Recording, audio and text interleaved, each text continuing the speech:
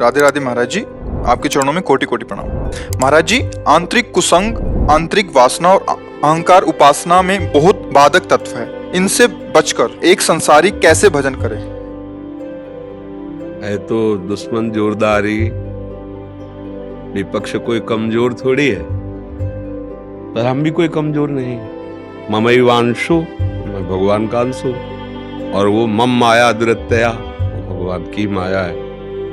तो जो अध्यापक परीक्षा लेता है वो पहले 1 वर्ष पढ़ाता है, तब परीक्षा लेता है। ऐसे ही हमारे सतमार्ग में भी परीक्षा होती है। जैसे प्रारंभ में आप भजन कर रहे हैं और कुमार्गामी प्रवृत्तियां आपके अंदर है, आपकी कोई शिकायत नहीं मानी जाएगी परमार्थ में, क्योंकि आपका अभ्यास चल रहा है असत वृत्ति को मिटाने का। आगे चलकर फिर ये बर्दाश्त नहीं किया जाएगा। जैसे छोटा बच्चा पार्टी में जैसे गोली और ऐसे डंडा खींचता तो टीचर कहता वाह बहुत सुंदर, बहुत अच्छा लिखा, लेकिन वो ऐसे ही लिखता रहे, फिर बाद में उसे दंड दिया जाता है कि इतने वर्ष हो गए आप ऐसे चल रहे हो। प्रारंभ में क्या होता है, हमारे जन्म जन्मांतरों की दुर्वासनाएं होती हैं, कभी काम की, कभी क्रोध की, कभी लोभ की, कभी मोह की, कभी मद की, मत्सर की, और इनके पूरे के पूरे आचरण हमारे मन में बैठे हुए। जैसे एक छोटी सी चिप हो तो सैकड़ों घंटे की बातें उसमें रिकॉर्ड की जाती है। तो भगवान के द्वारा बनाया हुआ एक चिप है मन, इसमें तुम्हें रिकॉर्ड नहीं करना, अपने आप रिकॉर्ड, जैसे सीसी कैमरे में नहीं होता रिकॉर्ड होता रहता है, ऐसे अपने आप रिकॉर्ड, जो हम देखते हैं, जो सुनते हैं, जो भोगते हैं, वो सब हमारे मन में बैठा हुआ है। एक जन्म का नहीं, अनंत जन्मों का बैठा हुआ है। तभी तो कहते हैं मोक्ष होना, कल्याण होना बहुत कठिन बात है, क्योंकि पूरा का पूरा मन खाली करना है। निर्मल जन मन सो मोहि पावा, मोहि कपट छल छिद्र। निर्मल मतलब पूरा डिलीट करना, पूरा हटाना है। अब पहली बात उपासक के हृदय में ये आनी चाहिए कि मुझे इनसे हटना है और इनको हटाना है। समझ पा रहे ना? पहले तो पक्ष खड़ा करे ना अपना परमार्थ का। हम लोगों की दुर्दशा ये है कि हम अपना पक्ष उन्हीं को दिए हुए हैं, क्योंकि हम मानते हैं कि इनसे हमें सुख भोग मिलता है। काम है तो काम से सुख भोग मिलता है, क्रोध है तो मेरा भय सबको, मोह है तो परिवार प्रिय लग रहा है, लोभ है तो धन प्रिय लग रहा है। अगर ये ना हो तो कुछ प्रिय नहीं लगेगा, कुछ अच्छा ही नहीं लगेगा। जब ये हृदय से नष्ट होते हैं ना तो एकमात्र भगवान प्रिय लगते हैं। ब्रह्मादिक के भोग शब्द विषम लागत ताई, नारायण ब्रज चंद की लगन लगी है जाए। विषय भोग निद्रा हंसी जगत प्रीति बहुबात, नारायण हरि भजन में ये पांचों न सुहात। देखो कुछ अच्छा नहीं लग रहा, क्योंकि अच्छा लगता ही है गंदी वृत्ति से, ये तभी प्रिय लगता है। जब ये विकार हमारे ऊपर हावी होते हैं तभी ये प्रियता बढ़ जाती है। अब हम पहले 2 पक्ष करें, हमारा अध्यात्म पक्ष और ये माया का पक्ष। अभी तो हम पक्ष ही नहीं किए, अभी तो उसी में मिले हुए हैं। मेरा मन कह रहा है ये खाने का, आज मैं खाऊंगा जरूर। मेरा मन कह रहा है भोगने का, तो आप उसी के पक्ष में है ना। अब जब विपक्ष खड़ा किया ऐसे भक्ति का कि ये धर्मयुक्त है, नहीं तो नहीं करना, ये धर्मयुक्त है, हाँ तो समय से हम इसे स्वीकार कर लेंगे। धर्मयुक्त विषयों का सेवन और अधर्मयुक्त विषयों का त्याग करने की हिम्मत, ये नाम जप और सत्संग से आती है। अगर केवल सत्संग सुन रहे हैं तो आपको बौद्धिक ज्ञान हो जाएगा, दूसरे को सुना सकते हैं, पर आप में क्षमता नहीं रहेगी। क्षमता आएगी भजन से। साधन को हरि भजन है, कै सत्संग सहाय। जितना आप भजन करोगे आप में बल आएगा, नहीं करना नहीं करना, ये बल आएगा। अब धीरे धीरे धीरे धीरे जब और अध्यात्म का बल आगे बढ़ता है तो वो इनको बिल्कुल अलग देखता है और कोई भी प्रभाव सीधे उसके ऊपर नहीं पड़ता है। अब वो विजय की स्थिति पर पहुंचता चला जाता है और एक समय ऐसा आता है कि इनका स्फुरण भी बंद हो जाता है।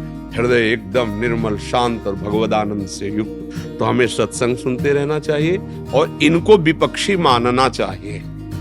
विपक्षी मानना बहुत बड़े विजय का सूचक है। इनको हम लोग विपक्ष मान ही नहीं रहे। अधर्माचरण पापाचरण से जैसे भी मिले मुझे सुख भोगना है, अभी हम उसी पक्ष में हो गए तो कैसे हमारा मंगल होगा? पहले हम उसे विपक्ष में देखें। काम क्रोध मंद मान न मोहा, लोभ क्षोभ नहीं राग न द्रोहा, जिनके कपट दंभ नहीं माया, जिनके हृदय बसो रघुराया। आ गया ना भागवतिक स्वरूप।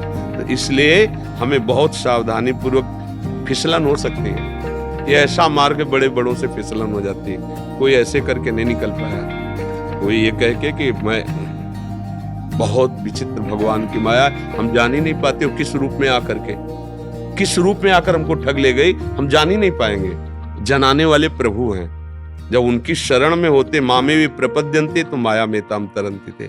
प्रभु की शरण होकर प्रभु का नाम जप करते हुए धर्मयुक्त विषयों का भोग भोगे, अधर्म का त्याग कर दे तो फिर इन पर विजय प्राप्त हो जाएगी।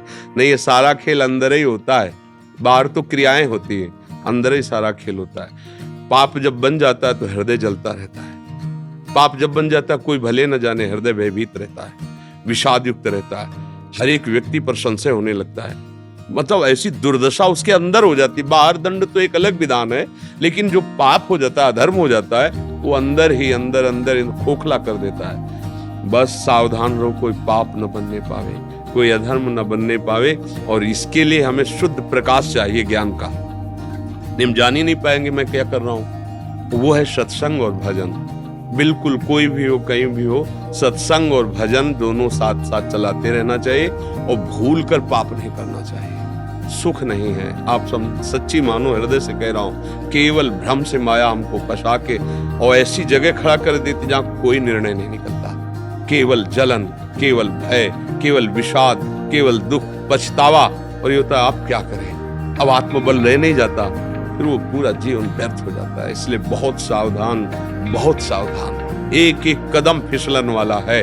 अब जो नहीं समझ पाते, जब परिणाम आता है तो बहुत बड़ी हानि होती है। अब उस समय संभल पाने का मन पछते ही है, अवसर भी थे, अब संभलने का समय नहीं रहा, अब तो दंड भोगने का समय आ गया, अब वो संभल नहीं पाता है और सबको पछतावा होता है। और पाप कर्म करने के समय ये विपक्ष इतना उत्साह देता है अंदर में, कहीं कुछ नहीं, सब ठीक हो जाए, अरे कुछ नहीं, भोगो यार ना, बस उससे लड़ाई लड़ लिया वही साधक है। पैसा नहीं, और बिना दस्तखत के तुम्हारे कुछ नहीं कर सकता। जैसे काम आया, अब आप इसको सपोर्ट ना करो तो आपको जलाएगा, शांत हो जाएगा। सपोर्ट कर दिया, वो आप पे हावी हो गया, अब जब चाहेगा तब आपको परास्त करेगा, क्योंकि उसका बल बढ़ता जा रहा है। मन को निर्बल करना है, अपने को बलवान बनाना है। संसारी पुरुष मन को बलवान बनाता है और खुद उसका गुलाम बनता चला जाता है। जैसा मन कहता है वैसे ही करता, और ये बहुत ऊंचाई से गिरा देता है, बहुत ऊंचाई से। मतलब ये छोटी मोटी ताकत नहीं है, ये मन और कामादि विकार बहुत बड़ी ताकत है, जो पूरे जीवन सावधान रहते। जरा सा झपकी लगी जैसे तो माल चोरी हो गया, ऐसे ठग है ये।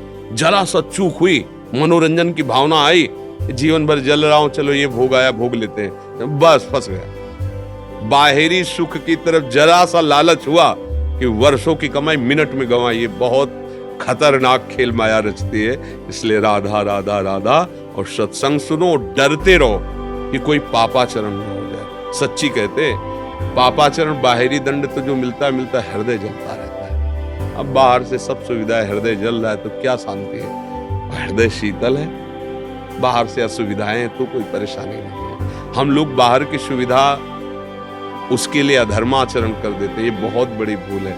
हिंसा, चोरी, व्यभिचार, अधर्माचरण से कभी किसी को सुख नहीं मिला, न मिलेगा।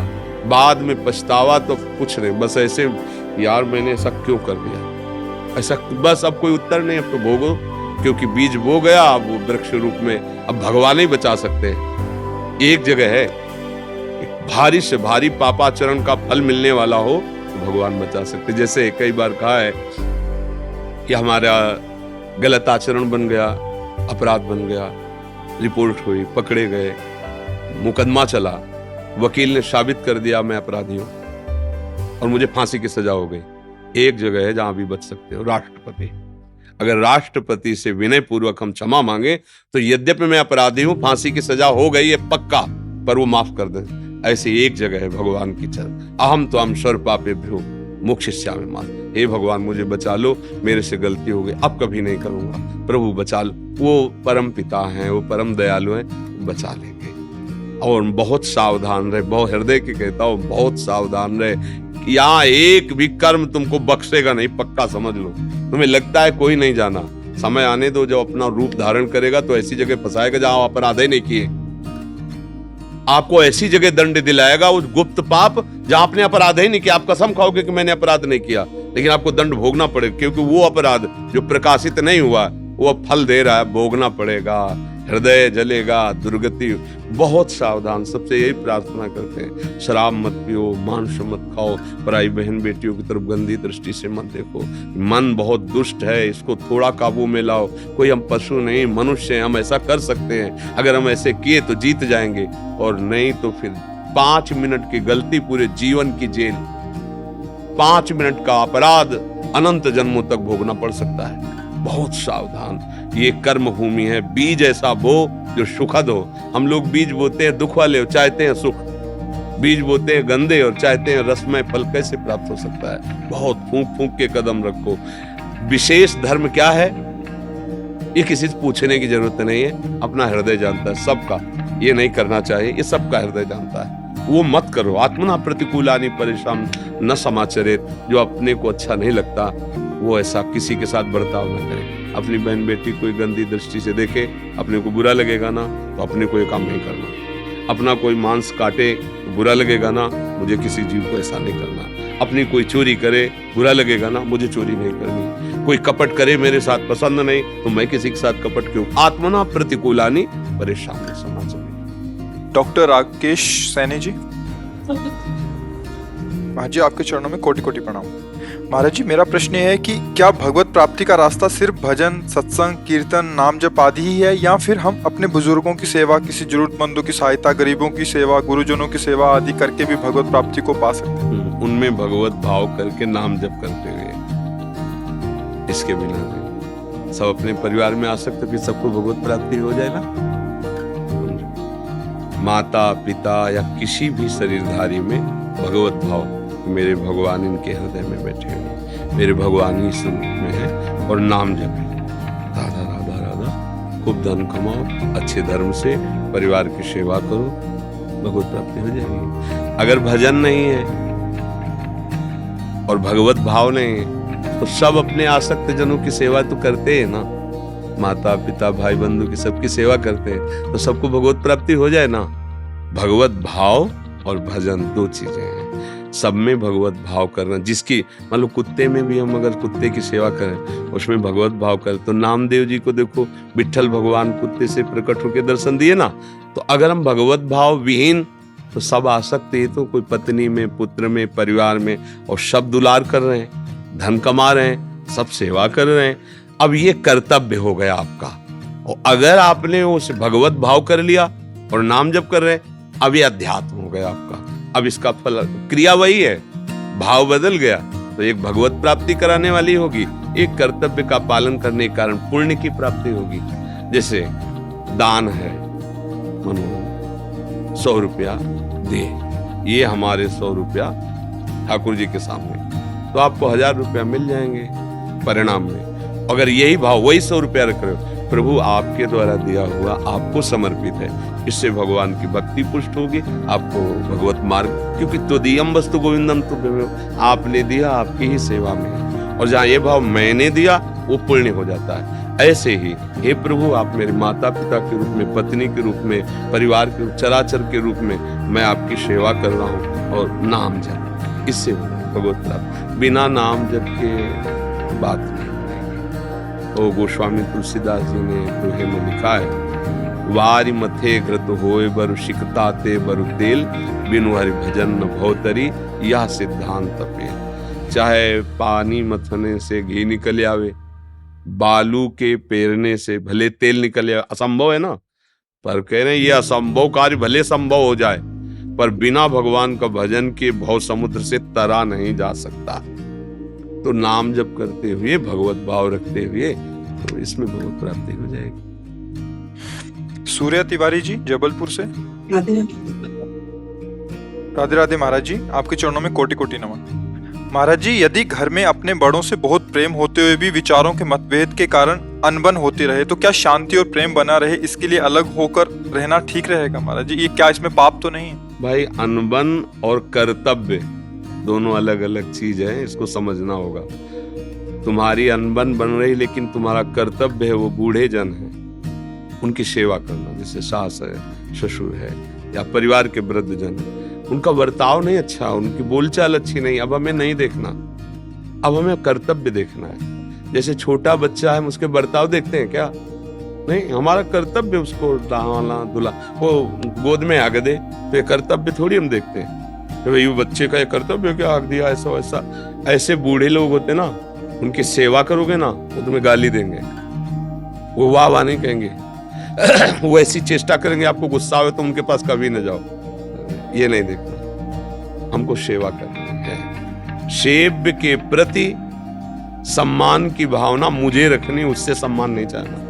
मेरे माता, मेरे पिता, सास, ससुर ये सेव्य जन है, विचार की अनबन है, अच्छी बात है, मुझे अच्छा नहीं लगता उनके विचार, पर मेरा कर्तव्य तो कहता है ना कि उनकी सेवा करनी। वयो वृद्ध है तो उनको खवाना पिलाना, उनके कपड़े धो देना, उनकी सेवा कर देना। मुझे ऐसा लगता है शास्त्र सम्मत व्यवहार किया जाए, बुजुर्गों के साथ कभी ऐसा कटु व्यवहार न किया जाए।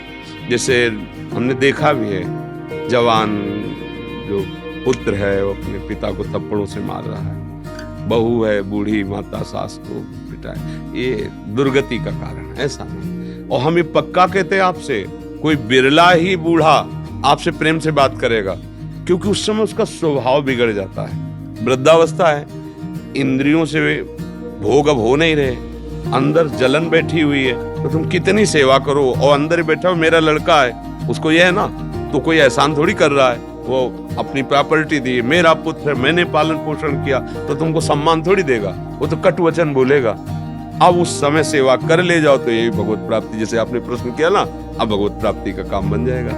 भगवत भाव कि अब चाहे जैसा आप बोलो हमें सेवा करना है। देखो ऐसे वृद्ध जन है जो स्वयं सोच नहीं सकते, स्वयं कपड़े नहीं धो सकते, और उन्होंने, मान लो आप बहू हैं तो आपके पति को प्रकट किया है, आपके पति को स्वस्थ किया है, और आप उनकी संपत्ति में हैं, तो अब आपका कर्तव्य बनता है कि उनके कपड़े धो दीजिए, उनको पवित्र कीजिए, उनको समय से भोजन दे दीजिए। वो गाली बकने दो, आपका काम हो जाएगा, आपका मंगल हो जाएगा। तो मुझे तो लगता है ऐसा ही करना चाहिए।